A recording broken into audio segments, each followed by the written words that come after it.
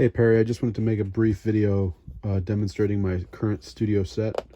So I call the mouthpieces that I use the most my studio set.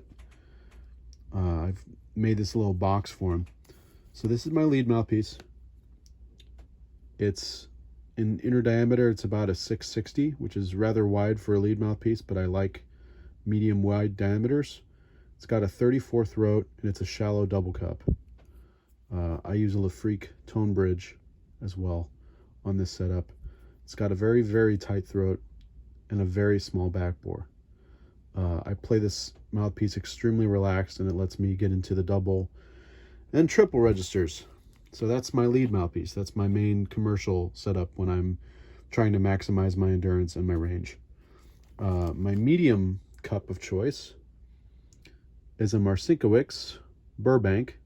I notice you would probably see that says Bajurbank. The U got broke, so he used a J for the Burbank. So this is an early 80s Marcinkiewicz, early Marcinkiewicz. And this is the 300 series, and it's the model 315. So this is the shallowest mouthpiece in Marcinkiewicz 300 series. It's got a 28 throat and a medium shallow V cup. Rather wide inner diameter, it's about a 670. So this is as wide as I go. I don't play anything wider than this. So this is almost a 1.5 width. I use this when I'm playing combo stuff or when I want like a really rich sound. Moving on, the next step deeper and more open is my Schilke Chet Baker Star. I use a Monk sound sleeve on this mouthpiece.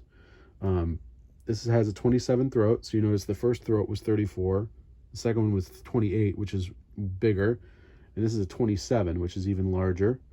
This is like a generous C cup, relatively deep C cup, comfy rim, very large back bore. You see how much more open that is than the other back bores that I've showed you so far. So this is what I use when I'm playing combo jazz and I want a really dark, smoky, rich sound. I don't play this mouthpiece above high C ever.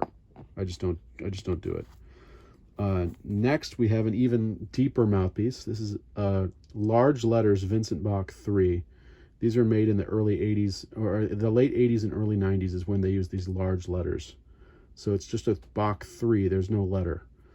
So this is the deepest Bach 3 cup. There's no 3A. So this is deeper than your 3B, but you notice it's got a non-factory listed, it's got a 28 throat. So this actually has a smaller throat than the Chet Baker mouthpiece. So it's got a 28 throat, but a very deep funnel cup. And this one's been textured. They gave it like kind of a brush silver finish. I use this when I'm playing ballads. I never play above high C on it, and it's my ballad mouthpiece if I want to sound really smoky and dark. And the deepest mouthpiece that I currently use, my current deepest favorite, is this Con Mellow 6.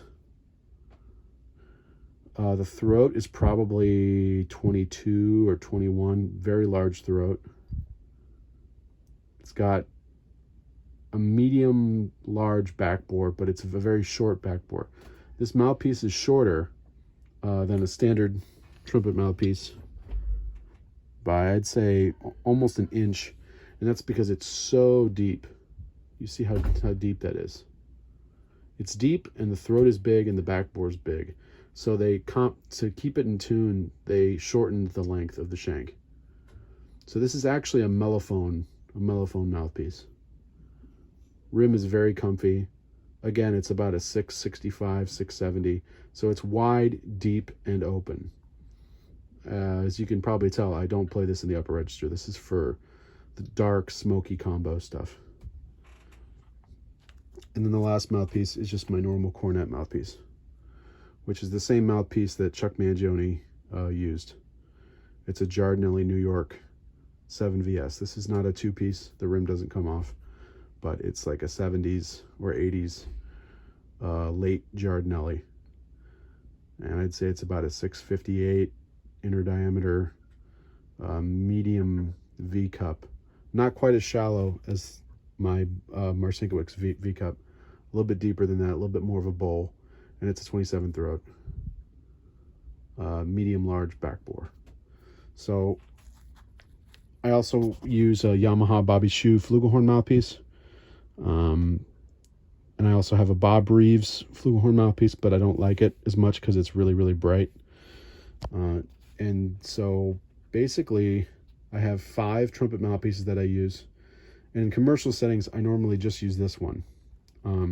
If I'm playing small group jazz, I might use any of these 4. But for commercial settings, I just use this really tight double cup, and I try to relax my chops as much as possible to get a darker sound on it when I'm not playing high on it. So really, it's very rare that a player can get away with just using one type of mouthpiece and one type of horn, because mouthpieces are trade-offs, and you'll find that you really need more than one type of tool to play different things. Now, I'm not saying play 10 mouthpieces and just be constantly switching. That doesn't really work either. You have to have a mouthpiece that's like your home base, and usually that's either your medium mouthpiece or your high note mouthpiece. That needs to be the one you're playing most of the time. Because my home base is such a shallow and tight setup, the mouthpieces that are deeper than this one sound especially dark. Like this, for most players, this is a rather small mouthpiece in terms of depth and tightness. But for me, I sound really, really dark on it, on this 315 300 series Marcinkiewicz. I sound really, really dark on this thing because my home base is that tiny throat. That's my home base. So it's all relative. So what works for me might not work for you, but considering your main mouthpiece is in the Bach 3 range, you're probably going to like a lot of the same mouthpieces that I like. And you've been having some of the same performance difficulties that I did when I was your age. And 50% of those problems were equipment caused. I was on a Bach 3C, a gold-plated 3C, and I was a struggle bus. I was just constantly fighting to play high, playing with good endurance. I couldn't endure on that setup.